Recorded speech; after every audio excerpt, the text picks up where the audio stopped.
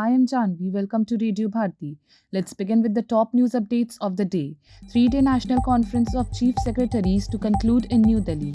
PM to launch several development projects worth over 15,000 crore rupees at Ayodhya, UP.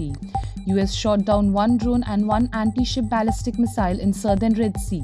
Israeli minister issues warning to Hezbollah over cross-border attacks. Government to extend duty remission benefits to e-commerce exports. Government issues PMLA notice to Binance, 8 other offshore crypto firms. South Africa secures first test win, beats India by innings and 32 runs. With masterful run chase led by Ilse Perry, world champions lay down the marker to take 1-0 lead in ODI series. Now news in brief.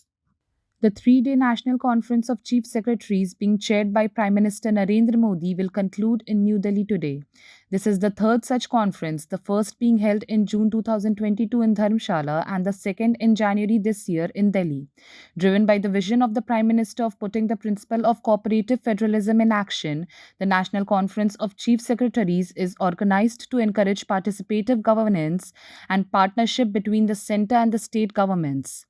Prime Minister Narendra Modi will visit Ayodhya in Uttar Pradesh tomorrow and launch multiple development projects worth over 15,000 crore rupees in the state.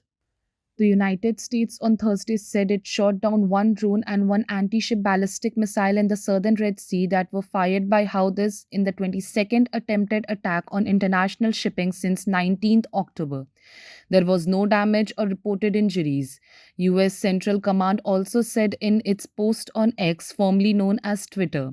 Meanwhile, US sanctioned funding for Houthis amid Red Sea threats.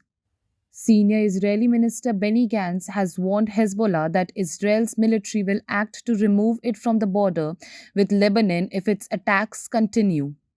The Union government on Thursday said it will extend export benefits under its duties remission scheme to fast-growing e-commerce exports.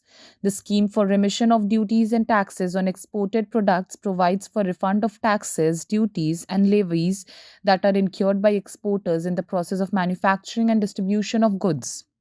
The Financial Intelligence Unit India has issued show cause notices to 9 offshore cryptocurrency and virtual digital asset service providers for not being compliant with the requisite provisions of the Prevention of Money Laundering Act PMLA and has asked the Union Information Technology Ministry to block their web addresses, the Finance Ministry said late Thursday. The ministry termed the notices as compliance action.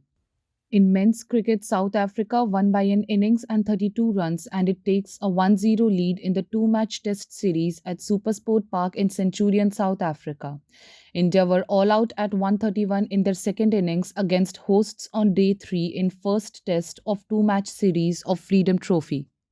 When India went from 182 for 7 to 282 for 8 at the Wankhede Stadium on Thursday, they registered their highest total against Australia in women's ODIs. It didn't seem probable for most part of India's batting innings, but it was a fine recovery. That's all for the day. For more such updates, stay tuned to Radio Bharati. Please like, share and subscribe the channel.